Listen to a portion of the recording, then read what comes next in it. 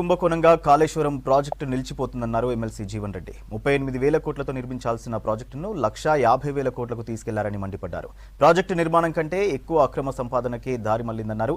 కాంగ్రెస్ అధికారంలోకి రాగానే కాళేశ్వరం ప్రాజెక్టుపై విచారణ జరిపిస్తామన్నారు. దశలవారీగా ఆర్థిక భారాన్ని తగ్గించే దిశగా చర్యలు తీసుకుంటామన్నారు.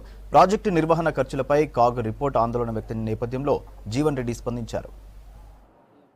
38,000 కోట్ల అంచనాతో నిర్మాణం చేపట్టగలిగే అవకాశం ఉన్న ప్రాజెక్టు వల్ల 1,20,000 కోట్లకు చేరుకోవడంతో పాటుగా మళ్ళీ అదనంగా 3వ టీఎంసీని తెరపై పట్టుకొచ్చి అదొక 30,000 కోట్ల అంచనా.